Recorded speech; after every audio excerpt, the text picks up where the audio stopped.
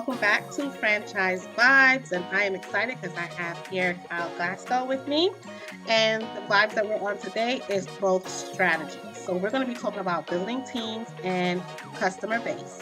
So I'm very excited to have Kyle Glasgow here with us. He is the VP of Franchise Development for Transform Fitness. So please tell us a little bit more about your journey in becoming the VP of Franchise here. Sure, absolutely. Yeah, I got into the fitness industry right out of college. Started working for a local gym. I had everything from front desk experience to cleaning equipment to eventually getting into the sales department there. And from there, I went in to be assistant manager and then a manager and then an area manager. And that was almost 20 years ago. So I Wow. I ventured into helping some friends launch a company on the East Coast, which is how I got into franchising. And then I relocated to California here about 5 years ago and started working as the development officer over for UFC gym. I did all of their North American development for, oh, I don't know, about 3, 4 years. And then I've been with the Camp Transformation Center here now for 3 years. So very excited. I've always been passionate about fitness and what it provides to people, right? It helps increase their self-sense worth.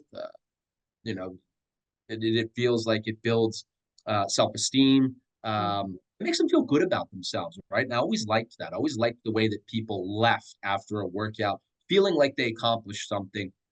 And I love being kind of the catalyst to instill that. Boutique fitness, which is the market I've been in for almost 10 years now.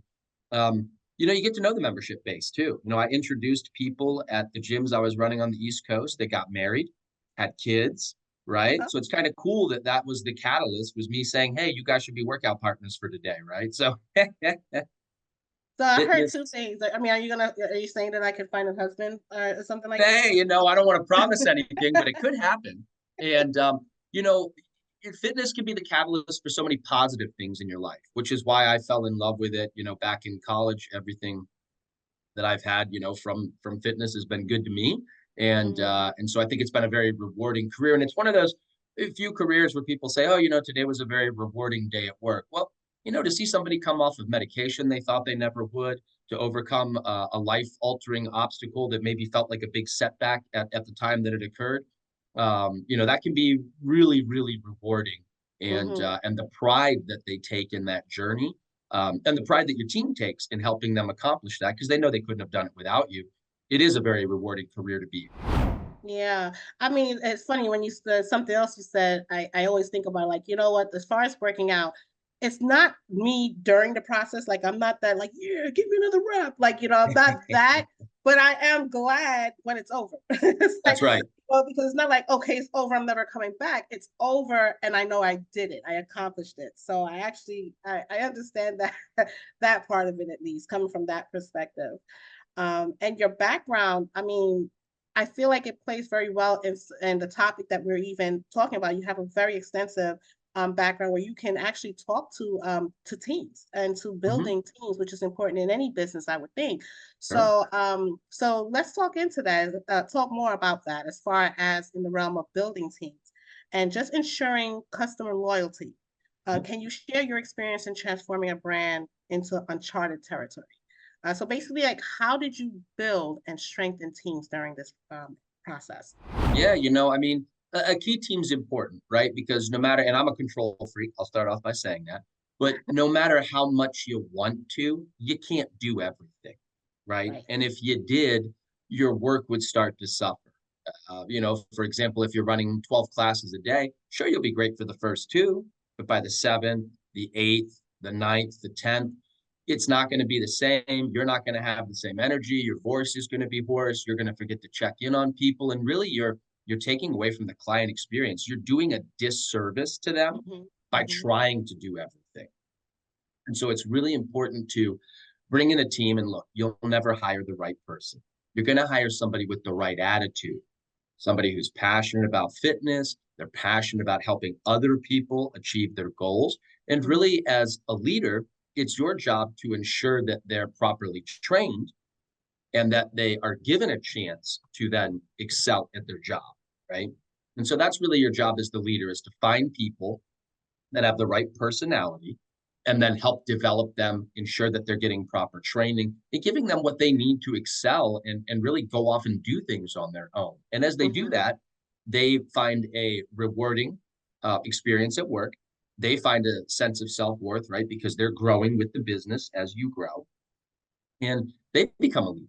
And so ultimately, you need to recognize what are growth tasks. That's something the owner should do. And what are operational tasks? Those are Right. things that need to be handed off to the team that they can execute, right? I'm pretty confident that any business owner out there could clean the toilet, but is that the best use of your time? You could bring up a t-shirt purchase. Is that the best use of your time? You need to be thinking about growth strategies. And ultimately, that's going to benefit your employees way more because now you're Right. creating compensation, commission plans, sales structure, right? You're creating things that ultimately benefit them. Maybe you're opening a second or third location, and that's upward mobility within the organization. Those Mm. don't get done if you get tied down in the operational tasks. Yeah, those are great points. Just thinking about this, even just touching on driving expansion. What Mhm. performance metrics and activities do you track daily or weekly to gauge that, to gauge like the health of the franchise growth initiatives or any business initiative? Sure, no, that's a great question. If you're talking about the franchise business as a whole, I mean, for us, we need to have owners that are performing and doing well. They Mm. have to have a stable business. We can't grow if locations are closed, right? So it's our job again to, we're never going to hire the perfect employee or the perfect franchisee. So it's our job to make sure that they have the tools that Mhm. they need in order to be successful, build a team inside of their club and develop that team so they can move on to opening location number two, right? Right. So so we help with P&L review. That's really important, right? Cash in, cash out. And, again, for us, it's really looking at the overall health of their business. From a club level, if I'm a franchise owner, right, and I own a gym, well, then I'm looking at my members because the members are my clients, right? And I need to make sure that they're having a great in-club experience, that I'm keeping my 4 or 5 star review with whatever system I'm on there, right? On Mhm. Google and Yelp and all of that. And ultimately that the membership base is growing. And when it gets to a level where I'm making good money, are we retaining them? Am I losing members at an unacceptable rate, right? Typically, attrition rates at a high performing club here, it's like, 7, maybe 4%, 4 to 7%. So you're retaining 93 to 96% of your members month over month. That Mhm. means you have a good experience, you have a good team in place, they're taking care of the members, they're meeting their needs, and they're ensuring that they feel good about being there. If you start to see attrition creep up and now we're at a 10 or a 12 or a 15%, something's wrong inside of the club with the consumer experience. They're not Mm. happy. And so now it's our job as the franchisor and even as the business owner, Mhm. you have to kind of diagnose the business. Okay, what's going on here? What's wrong? And we kind of put ourselves as doctors. Okay, what's going on in the client journey here? What are the symptoms? And Mm. typically, when a business isn't doing well, and this is hard for people to hear, it's a deficiency in what we call vitamin L. It's a lack of leadership. Mm. People aren't being given enough structure or enough guidance on what they need to do to excel at their job. Right? And so that's typically what we find is there's a lack of leadership in the location, and that's why a business starts to go down. Mm. It's very interesting. I like that you actually put that. I like that. Did you say vitamin L? I love Vitamin that. L, yeah, lack of leadership.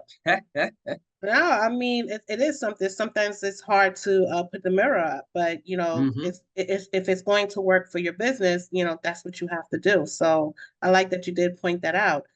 Um, but given your trailblazing experience in expanding brands, just kind of sticking on that, Sure. what strategies do you employ for creating a cohesive team? I'm sorry, a cohesive team culture while venturing into new markets. Everybody has to be on board here at the franchisor level that, hey, we want to be in this market, right? There are certain markets that are really good for our particular business, fitness, and there are certain markets that are not, right? California, Texas, Florida, those are the three big. Then you start looking at the Midwest and you look at where fitness is, kind of dominating as a business, right? And you can get these statistics online anywhere. Where does fitness do well, right? Things like that. And so, for us, it starts with that and saying, okay, is this a market where people are going to want to even do our brand of fitness? There are markets where they want to do swimming for fitness or they want to go hiking for fitness, right? We want somebody who looks for boot camp fitness, and our specialty is weight loss, body transformation. That's what we do at the team, right? So we're looking for people who want to get themselves to that ideal weight, and they want to do that through not only exercise, but diet and nutrition, and they want to really create a lifestyle of healthy living, okay? Mhm. And so there are certain markets that that's really good for. The team gets excited about that.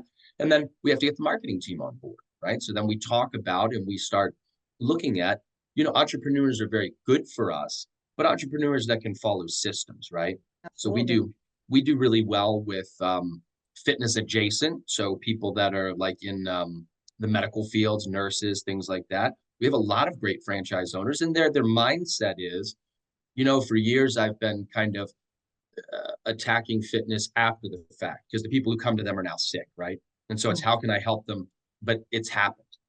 Mm-hmm. Now they think, how can I get on the other side of that and prevent them to having to come to see me at my 9 to 5 job, right? How can I prevent them from having to come to the hospital where I'm a nurse or a doctor and I have to help, right? So those people do very well. Police do really well inside of our, right? Because they're used to it. Military veterans do really well because they're used to it. And we find that people that have hospitality background, Mm-hmm. restaurant or things like that, they do very well because they're used to catering to customers, making them feel special, saying their name. Those little things, they make a difference and they help get people moving forward in fitness, right? And so, then we get the marketing team involved and we start saying, okay, are you an entrepreneur? Are you passionate about fitness? Is servant leadership your style? Do you want to impact your community? Do you want to better people's lives? And you say, okay, is that me, right? Because that's not something, right? Do you like interacting with people on a daily basis? Do you want to be part of the community? Do you want to, do those things? And if he's got, yeah, hey, that sounds pretty good. Yeah, I mean, I could get into fitness, help people out, change their lives, impact my local community, shake some hands, kiss some babies, right? you know, those are the people that make good owners, right? And Mm. it's you don't have to we don't want you to have a job, we want you to invest in a business. So we don't want you there 40, 50, 60 hours a week. Then we say, okay, that sounds like you. Are you good at building teams? What's your leadership and management style? Is it a my way or the highway, or is it a how can I help you be better kind of? Those are the people who excel in our system. So let's dive into some innovations. What are some key differences that you've instituted in your experience? Because I did see that you were with UFC Gym at one Right. point. Mhm. And so your experience there for the franchise award process versus traditional models, what would you say to that? At the UFC gym when I was there, we had a big focus on growing the larger locations, right? So we would do a 20, 30, 40,000 square foot facility. And I think that created a really unique experience in that we were able to have a traditional gym, something everybody's used to. You go and you do the machines or whatever. But then we also had a unique experience where you could do some of the martial arts type things. And it wasn't the hardcore to the death. It was something that was accessible to the everyday person, right? So we had Muay Thai classes, which are kickboxing classes ran by a certified instructor. I think that was really a neat type of thing. And so we wanted to look for people that were, interested in combining the two, right? Fitness, but then kind of, we would always say train different was our logo, right? So train different, think different, well, franchise different. We want people that were willing to step outside of that. And, you hear UFC gym, you think bloody, people get knocked out, all that stuff. Well, that's not what we were doing, right? Martial arts is a great way to teach discipline, focus, right? It's a great way to teach respect.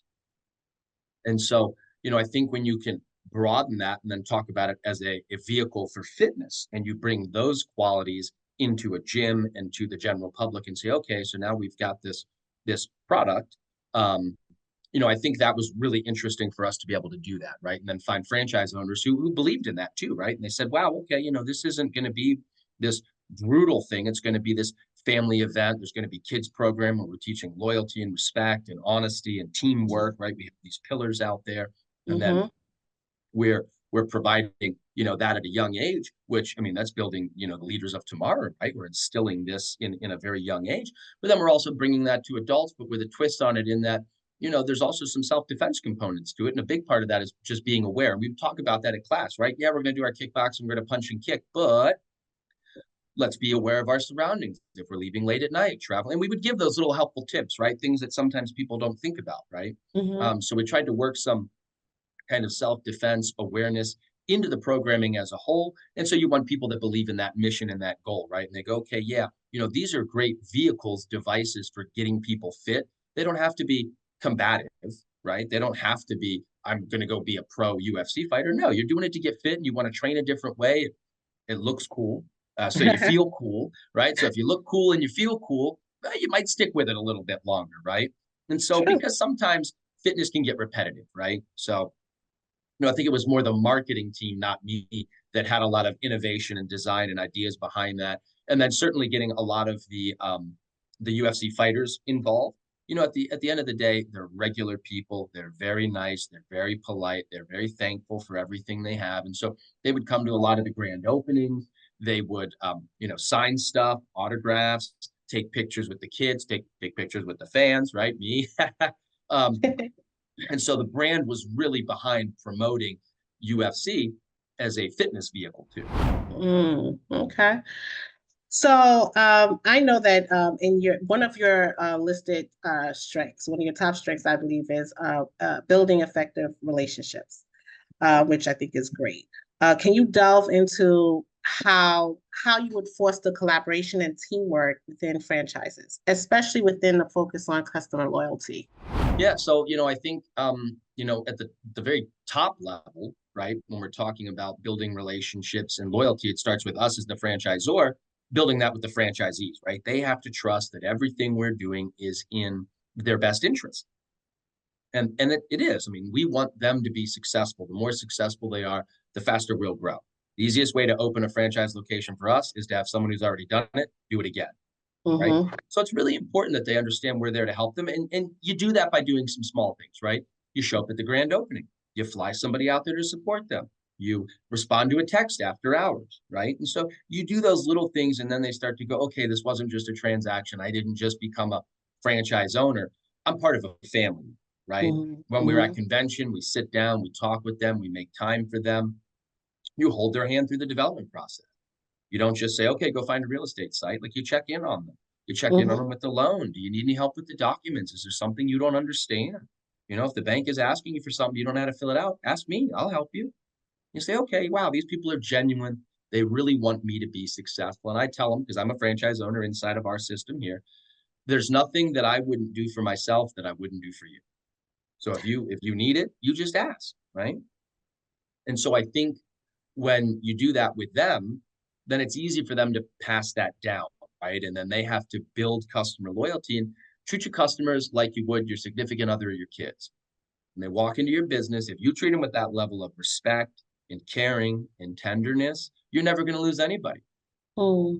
right? So it's really important that you do that. And, loyalty is all about trust. So when a customer has an issue, you have to resolve it. If there's a billing mix-up, mistakes happen, right? If you accidentally debited their account more money or twice or whatever, mistakes happen. But do the refund right away and let them know you're working on it, right? Hey, look, Right. if that's not fast enough, that I can Venmo it. Come on in, right? That'll get you so much further just saying fine, whatever you want, than it will to go through the agreement and go, well, technically, if you want to cancel, you got to give 30, who cares? If Yeah. somebody doesn't want to be there, let them cancel. I know they signed a year agreement. I know they've got 8 months left.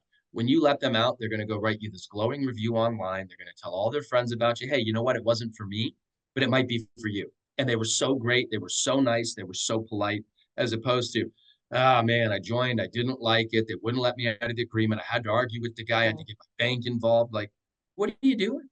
Right? So I think, again, if you treat them like their family, you wouldn't do Mm-hmm. that to your kids. You wouldn't do that to your husband or wife. So don't do it to a customer, right? Treat them like their family. You're going to build loyalty. And I always say the more free you give away, the more paid you get. You give That's a stuff good away, yeah, people are gonna they're gonna appreciate it. They're gonna know that you did them a favor, and they're one. gonna tell people about you and sing your high praise. Yeah. Best You way know to what? I run a like business. that. Yeah, I like some of the things you said there. And actually reminds me about when I tell even my candidates, my clients, Mhm. when they're going through the processes, these are some of the things that you want to find out beforehand as well, as far as how are have the brand kept their promises, Yeah. did you feel like, the things that, some of the things that you point on as far as like, was it like a handcuff situation, like, oh, well, remember this, or Hmm. was it more of a family feel? What is the culture? And it's very important during the validation phase as well. So you want to know that they care and that they would handle things in particular manners as well. We do the same thing when we look for real estate. We say, hey, you know what? Before you sign the lease, go talk to the other tenants. How is their relationship with the landlord? Are they responsive? So, see, it happens in business all the time. And then sometimes as an owner, we forget, right? Oh, we were there once and I had to do that. I had to check with these other tenants. Is the landlord responsive? Are they easy to work with? Do they fix things when they're wrong? Well, you don't want to be the business owner that does that. Now you're the landlord, right? And Right. your clients are the tenants. Take care of them. Be responsive. Be good to them, they'll be good to you. Yeah, awesome. I think this is actually a good segue into just talking about maybe overcoming challenges in the team dynamics. So, Sure. could you share an instance where you faced challenges in team dynamics and how you resolved them?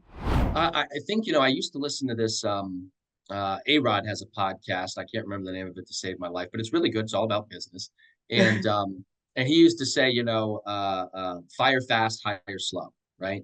If somebody isn't a fit for the team, and you've tried, right? Okay, so you've tried training and developing and helping them to achieve, you have to get rid of them because you don't want somebody in there who's a naysayer and bringing down it, right? Now, sometimes there's just a clash in styles between two different teammates, okay, and they're not seeing eye to eye. And that's something you can get in and mediate, right? But ultimately, you want to make sure that everybody's on the same page. And one way you can do that is by doing activities together, right? And Mm, that could be as simple as holding a staff meeting. In my business, we essentially have morning and night shifts, right? People come in and work out early in the morning, 5 a.m., 6 a.m., 7 a.m., or they come after work, 4 p.m., 5 p.m., 6 p.m. Well, chances are that your employees aren't working 15 hours a day. So there's a morning crew and there's a night crew. I've sometimes been to locations where those people have never met. And so mm, the morning crew is doing something one way, the night crew is doing something another way, and there's chaos. And they all hate each other. These guys never do it right. These guys never do it right. Well, if you had a staff meeting where everybody met everybody, they would all know how to do it the same way, right? And mm, so having staff meetings. Our businesses are closed on Sunday for the most part. Do a team building event. Take everybody to the movie. Buy everybody lunch. Do something like that. It doesn't have to be some grand big gesture. You can get pizza for your entire team and soda or whatever Gatorade for under $50. And now everybody can sit down, they can break bread, share a meal together, laugh, learn about one another. When mm, they get to meet each other face to face, all of a sudden that guy on the board or that girl that they hate that never does anything right, well, now they're a human, right? They've humanized that person. And it's very hard to have negative feelings about someone that you've met and you've laughed with and had a meal with, right? And so, I always put people into two categories, people that are friends, they've been in my kitchen. Everybody else is an acquaintance. Well, you want your team to be friends. So they need to mm. be in each other's kitchen, right? They need to eat together. They need to share a meal together. They need to laugh together. They need to do something fun together. And you, as the owner, need to facilitate that. So that's real important to remember. And that should help alleviate any ill team dynamics that you have. And if they don't, then there may be someone who's not just the right fit for the team. And that Mm. happens, right? Not everybody's going to be a lifer, and that's fine. Okay, I could see that. So what would you say are some of the blind spots from new franchisees struggling with rapid growth? That's a great question too. So you open up and kind of, it hits the fan, so to speak, right? All of a sudden, everything's happening all at once. And so I think it's really important to build structure into Hmm. your week to assess the business, right? We help our franchise owners do that by assigning them a franchise business consultant who meets with them on a predetermined day and time every week. So, for example, it might be Monday at 2 p.m. But we Hmm. expect you to be on that call Monday at 2 p.m. every week to go, hey, this is what I'm seeing on my end. as your franchise business consultant. I'm looking at the amount of leads coming in, phone calls, appointments booked. I'm looking at your Google ratings, the number of reviews, right? It's somebody there taking a second set of eyes to look at your business. We're looking at the P&L statements. Hey, I saw these charges come in, but I saw these charges go out. What are some of these things, right? We have a bookkeeping company and they help with all of that too. But it's important for franchise owners to have systems in place ahead of time, right? Now, that's the beauty of a franchise is, I mean, at least speaking for us, we have Mm-hmm. scheduled calls and we have scheduled automated reports, right? So every day you're going to get a report that tells you how your business did, and that's all generated by the customer software, right? The POS software. Mm-hmm. How many members joined, how many canceled, you know, how are the sales today? And you can go and look at your bank account, what were expenses today? And so, you know, that's very helpful. But sometimes you forget to do that, right? And so we have it all automated and we just have you block out on your calendar a time every day, build routine into it. And you want to build routines based around things you already do. So for example, every morning you get up and you have coffee. Okay. Well, then what you want to do is, you know, put a post-it note on your coffee mug the day before, read your reports. And the reports are automatically there. So every morning when I get up, I see my post-it note and I go, shoot, okay, I got to read those reports, right? So you don't forget. It'll become a habit soon enough, right? But if you just say to yourself, I got to read the reports every morning, and you don't really have like a system in place to do that, you're not going to do it, right? Mm-hmm. So, you know, I think that that's just important to make sure that you're doing it consistently and Mm. you're checking in on the health of your business, and you'll be okay. You're going to do fine, right? Because there won't be anything that slips by. But if you're not doing it, yeah, I mean, expenses could outpace revenue. You know, you may not realize that your marketing campaign got shut off, leads aren't coming in, right? You just there could be something that happened that you're not aware of because you weren't looking, right? I think they call it I heard someone explain it as like the red car syndrome. You know, how many red cars did you see on your way to work today? Well, you don't know Mm. because you weren't looking. But now if I said, hey, tomorrow on your drive to work tomorrow, count the number of red cars. Well, now you're looking for it, right? So Mm-hmm. you don't know what you're missing if you're not looking for it. So you need to be looking every day, right? And so that's the point of having a system in place. Like I said, we have automated reports. You just have to go and read them every day, and you'll know the health of your business and get on your weekly phone calls, and you'll know the health of your business. So hopefully there aren't any surprises. Yeah, that's great. That's a great tip. And just even just continuing with the consistency that you were just talking about. Let's talk about consistency across locations. So Sure. how do you ensure that in brand, the consistency that's going to be in brand values and customer experience across different franchise locations? That's a great question. And, you know, really, that's the crux of franchising. If we don't do that, oh my gosh, we're not even franchising, right? And Right. so there's a couple of systems that we have in place for it. One is secret shoppers, right? You have secret shoppers go in there, they write a report, and they tell you what the experience was like. And ultimately, we want to see a consistent consumer experience across the board. Right? And we have things that they have to specifically look for, things they have to specifically comment on. I don't want to say silly things, but was there soap in the soap dispenser in the bathroom? Like we require them to go into the bathroom and check were there paper towel, soap, and toilet paper. Because if there's not, and that happened to a customer, it's not a great experience, right? Was the club clean? Okay, simple things like that. When you walked in, did someone say hi to you? Did someone ask if you were new? Because they probably didn't recognize you, right? So, Mm, you know, little things like that to ensure that the client journey is the same. mm-hmm, Um, then we're talking about culture and values.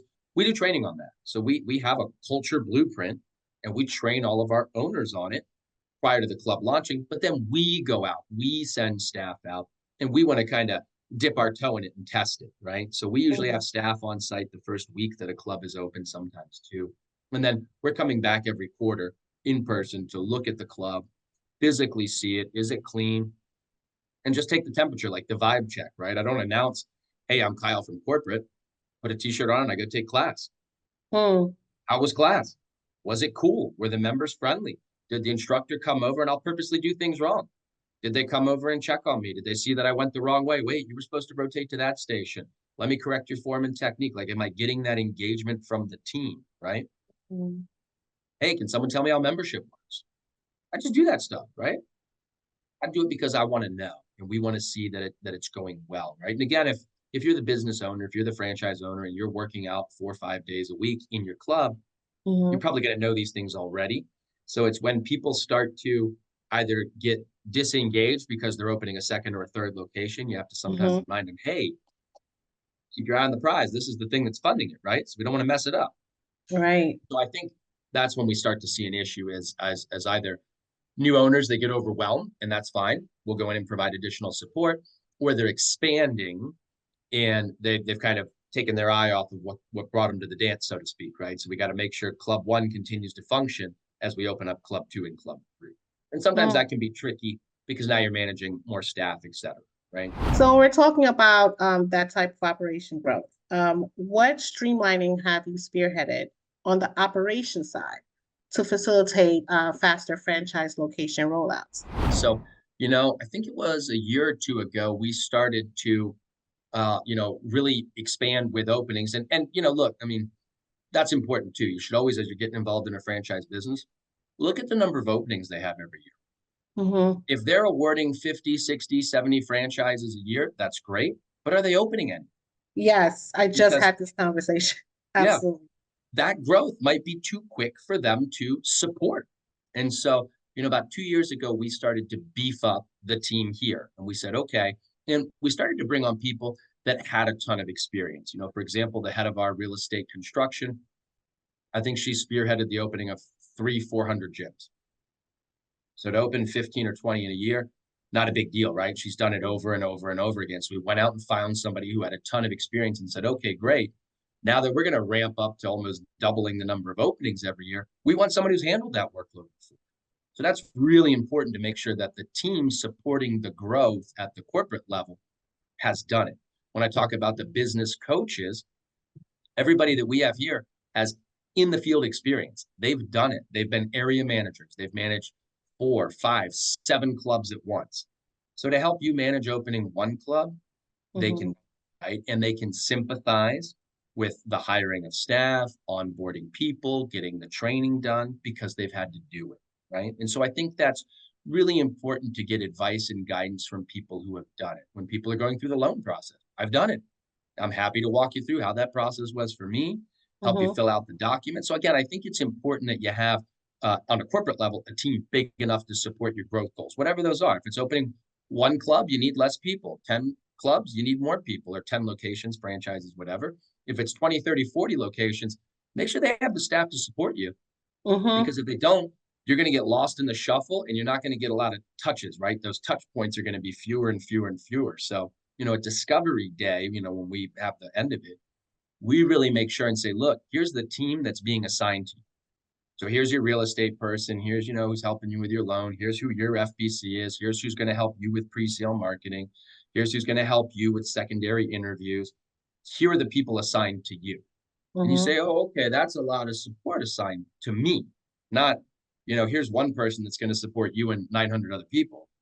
That ain't so great, right? And Right. so as we kind of hit a bandwidth limit on our people here, we bring on more people, which, is great for us to be able to do that. We're fortunate that the corporate uh, entity, we run and operate 3 gyms, and we use those as training facilities, but we also use that to farm talent for the corporate team because we know they know what they're doing, right? We know we can promote one of them to do training for the directors if they've been a director, which is what we call our general managers. If they've been a general manager for 4 years, I feel pretty confident they can train someone who's brand new how to be a general manager, right? So it allows us to farm talent and quickly grow our team as needed to meet our growth goals. So I think that was really important. And we made that decision about 2, 3 years ago. All right. All right.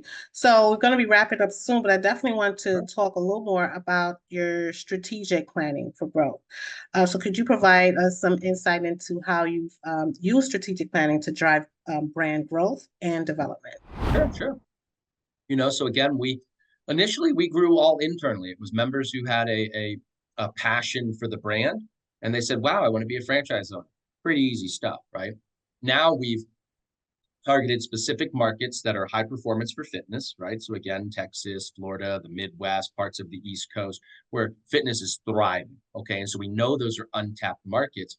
We're lucky that our brand's big enough that we've proven we can be successful, 156 awards, over 100 locations open. But in some of those big markets, there's still prime A markets, right? So you could be the first person to open in your state. You've got your Mhm. pick of some really great markets. For example, North Carolina, right? You could be the first person in North Carolina, phenomenal fitness market, but you're not with a brand that's got 6,000 other open locations. You're in a C or a D territory. You're in an Mhm. A territory in all of those states. And you're going to be in an A territory until you maybe hit, 5 or 8 open locations. And then, yeah, we've got to take a secondary market, a B territory. Right? So I think that's really important. We've also brought on people like yourself, experts who understand what it takes to be a business owner, right? And you do your team and all the other brokers we work with do a great job of qualifying people, but they make sure that this is a good fit for them, right? And they make Right. sure they understand the risks and that they have somebody else there who's giving everything again, a second set of eyes never hurt, right? And you're doing it out of, the kindness of your heart because the individual you're working with, they don't have to pay you a dime, right? No. So that's, I think, just incredible to have so much value. And so that's again why we wanted to be in the broker network. We said, wow, this is going to be fantastic. Someone's going to do a ton of this vetting, a ton of this work, align this individual with our core values, principles, make sure that fitness makes sense for them, boutique, boot camp, based in transformation, weight loss, impacting their community. Is this the right fit for you? And then when they go, yeah, hey, Kyle, I got someone who's this is a really good fit for them. Great. Now you can help. And again, be kind of a sounding board to say, okay, this is what Kyle's telling me. They can go to you and get your thoughts. Hey, what are your thoughts on this? Well, here's how I kind of see it, right? Here are the pros, the cons, here are the things I think you should consider, and take a day and let's talk again tomorrow, right? And you're providing all this expertise, insight, and things that as a first time business owner, they probably wouldn't know to ask certain questions, right? You can Mhm. say, Yeah. hey, make sure you ask Kyle about this. Hey, I think I know the answer, but double check with Kyle that this is the right answer. Or this is the information that I read, right? And so I think that's really important and that's beneficial to us, right? So strategically growing with other business professionals like yourself who can help guide candidates and say, you know what, this could be a really good opportunity for you, I think is a blessing for us. So we've been very happy so far and had great results. Awesome. Awesome. Yeah. And that reminds me of just some of the questions. I do provide resources that have particular questions that they may think of asking Yeah. themselves too. Because it's true. Not, you might be an expert in your field, or you might have experience in particular areas, but franchising is something that's new to you. So Right. you might not have thought of asking particular questions. So thought that was a great point. Yeah, So absolutely. so I'm thinking, where do you see the biggest untapped opportunities that rising franchise brands can capitalize on? I think, again, for us, because we're at the, we're not enterprise level yet, but we're also not an emerging brand, right? So Mhm. for us, I think the power of at least developing and where we can capitalize is by bringing on a partner who's a good fit for us, but they're also well capitalized so they can expand quickly, which will help the brand grow, but it also helps them because it creates more market saturation. So there's more brand recognition, there's more marketing dollars being built into that area, right? And it Mhm. allows them to be a multi-unit owner. And scalability is the idea behind franchising. And again, just as an example, if you're making X dollars with one club, well, obviously you have two or three, you're making 2 or 3 times X, you're doing a lot better, right? And I think ultimately that allows them to maybe live the kind of lifestyle or replace that income that they're losing by leaving maybe a corporate job or something they've had for a while, right? So I think for us it's all about the right candidate in the right market can grow quickly and help also be a leader in that market too, right? As we bring on additional franchise owners, they can work with them to help grow the market. And it's all about teamwork. Franchise owners should never feel like they're in competition with one another. Right. We do our job. We space you guys out, keep you far enough away. But together, you can dominate the market and be the number one brand. And that helps everybody in that area, right? And a lot of our franchise owners have that mindset. They're always calling me, Kyle, you got anybody else that wants to open in San Antonio? I've got 2 clubs and I don't want to open a third, but I'll help somebody open a third. Let's do it, right? Because they know if there's a third and a fourth and a fifth, you might run some of those other guys out of business and those members have to go somewhere. They're going to go to you, right? So it helps everybody. That's an excellent point, because I think that that is a natural thought process for people to Mhm. think that if another a brand opens, in a general area, that's a bad thing, and that it's something that, it's competition, it'll take away from them. But in franchising, it actually helps. So I'm really glad that you touched on that, because it can help your particular location, because there is another one that's not too far from whatever the jurisdiction, a couple towns down or whatever. But Yeah. that's not the natural thought process, and people would automatically think that it's a bad thing, but it's the opposite in their franchising. In my opinion, and what I've seen in the past, right? It is. Okay. Yeah, Awesome. it's a very positive thing. Great, great. So as we wrap up, I will ask you just if you have one key piece of advice for our audience, whether there are aspiring franchisees or seasoned business owners, what would that be? I think it's an old one, but you get what you put into it, right? And so, I think particularly if you're an entrepreneur and you're thinking about your first business, I know that it can be scary and it can be daunting, and you could spreadsheet yourself to death, right? You can talk yourself into it, you can talk yourself out of it, right? Ultimately, it's a leap of faith. And if you pour your heart and soul into it, and you're doing it for the right reasons, and you're a good person, ultimately you'll be successful. Don't overthink it. Follow the systems that are in place. And if you're an existing business owner and you're doing well, you probably know that those things are accurate. And if you're not doing well, you should assess and say, am I really giving this everything I could? Is there Mm, more that I could do to help my team, more that I could do to help myself? Right. And, I've got a great example of one of our business owners. And, I think about a year and a half ago, give or take, he was working 40, 50 hours a week. He was doing everything at the location and he wasn't happy. He wasn't doing well. He was at maybe break even, and he had a lot of turnover with the employees. And, we sat down and said, hey, I mean, maybe it's you. Have you thought of that? Have you thought about doing things different? mm, And, he changed his mindset. And instead of being an employee working 40, 50 hours a week, he started to give up some of that freedom we talked about, right? And train his team and develop his team and let them do more. And he gave them more and more and more responsibility. I think he's doubled his sales, maybe even 2.5 times the sales. He works 4 hours a day now because he wants to, because he goes in and does things and connects with the team and connects with the members and just misses being there. He doesn't mm, have to be there anymore, right? And so again, if you follow the systems in place, if you take that leap of faith in yourself, not just the brand, but in yourself, recognize mhm, that you're going to work hard. And if you do that, and you follow the system, you're going to be successful because there's already people in the system that are successful. Someone's at the top. How'd they get there? It must work, right? That could be mhm. you. There's no reason it can't, but you got to get in and follow the system. But it's proven to work because someone's making money. It Yeah, could be you, right? Yeah. That's the beauty of franchising is someone's always making money, and that someone could be you. Follow the system, give it all you got. awesome, awesome. I think that was an awesome way to end this session. I think that there was a lot of great nuggets that was dropped, talking about the building teams and just some of even just your experience with operations and strategies. I think it's something that's very useful, and everyone should definitely appreciate that. All right, so thank you so much, Kyle, for coming on Franchise Vibes today and discussing your brand and the strategies and building team. I think it was excellent. Thank you so much for your time. Well, it was my pleasure, and I appreciate you having me on. Thank you, and have a wonderful day. See you guys in the next video.